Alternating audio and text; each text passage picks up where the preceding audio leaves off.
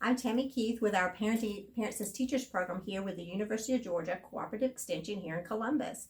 And we're talking this month about positive parenting. And we get a lot of questions from parents, especially of toddlers and preschoolers, that have a lot to do with behavior. So we want to remind you that when you are looking at positive parenting, you are looking at providing a lot of positive interactions, a lot of safe ways to explore and get curious. We're looking at, as adults, we're the one modeling and watching for the cues of our child so that we can model the behavior we want them to present. And then we also are looking at attachment. We talk a lot about attachment when we talk about young children, but remember, attachment is from the beginning as an infant, and it evolves and grows as your child grows.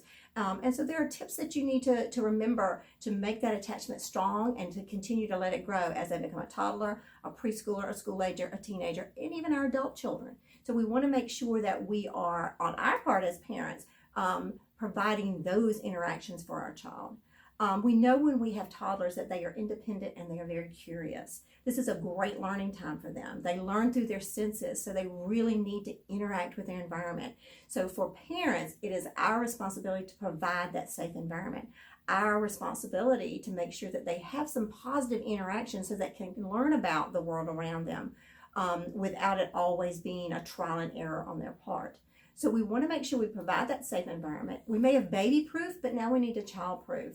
Toddlers are now walking. They have a higher reach, so we want to make sure that we're child-proofing now higher than 3 feet. So we want to make sure that it's a safe environment for them. If there are things that are dangerous or things that we constantly say no, no, no about, we want to make sure that we put them out of the way so we're not always using that word. We also want to continue with toddlers to redirect them. It's not enough just to say no and move them. Let's redirect them to something that's appropriate for them. We want to make sure that that's part of the teaching that goes along with the positive parenting and positive guidance and discipline, is that we're teaching and guiding them. It's hard to remember the rules when I don't know what they are. So we want to make sure that we're doing that. Young toddlers don't have a lot of language yet. There's a lot of frustration that goes with that when I'm trying to get you to understand what I want or what I need and you don't understand me. So we want to continue to read their cues, just like as a baby, when we read those cries and knew whether it was a hungry cry or I need to be changed cry. We need to listen to our toddlers and understand that their cries or their complaints have a context. So we want to also, for toddlers, to encourage language development. We want to talk with them every day and read with them every day, because the quicker that we can get them to understand that language is how you get what you want, then we can encourage that and give them words to use instead of the cries or the tantrums. We also want to look at the environment. A lot of times when we're dealing with young toddlers, what in the environment may be causing some of the disruption? Am I hungry? Am I tired?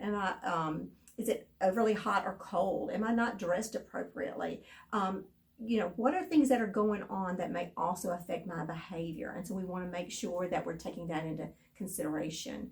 Remember, your parenting behaviors, your parenting strategies have to evolve and grow just like your child does. As your toddler becomes a preschooler, they're much more independent. They're starting to learn to self-regulate. So I really have to watch you to figure that out. So if we're in a situation where you're mad and you're angry and I'm watching how you handle that, then that's might be how I handle that. So if you as a parent, you get angry and you're yelling or screaming or shouting, then I may try to do the same thing when I'm frustrated with you. So really know that they're watching you. They're modeling what you do. You are their first and most important teacher. So you want to make sure that you are giving them things that they can learn and build upon. We also want to continue to have that safe environment. They're independent, they're curious, they're climbers. They can get into things we don't think they can reach. So we want to make sure that we do provide that safe environment and that we lock away things that they should not have. We can still use a lot of redirection instead of just a no, to guide them to something that is more appropriate. We can start to set a few rules, but remember, I may be able to recite that rule back to you. That doesn't necessarily mean I have an understanding of what that rule means. So just like I can recite my ABC song, that doesn't mean I can pick a G off that page. So we want to make sure that we are giving them simple rules that they can begin to get an understanding of. We want to continue to encourage language development and usage. We want them to use their words. So we want to make sure that we are giving them the words that we want to hear back. So this is a great time. They're going to repeat what we say. So make sure that the words that they're hearing are the words that you want to hear back to you. We also want to continue to have you read the environment. What is the context of this behavior that's happening that may not be the best behavior you want to see? And then we also want to look at our child's temperament. Take into account, do you have an easygoing child? Do you have a high energy child? Do you have a child that's open to change, that's okay if the schedule gets shifted around? A child that's quick to join a group, or one that kind of holds back and wants to see what's happening a little bit before I join in? And then compare that to your temperament, because sometimes when our temperaments don't match, that's where our frustrations come in. So if you want some more tips, you be sure to reach out to us at the Cooperative Extension, and that number is 706 225 3857.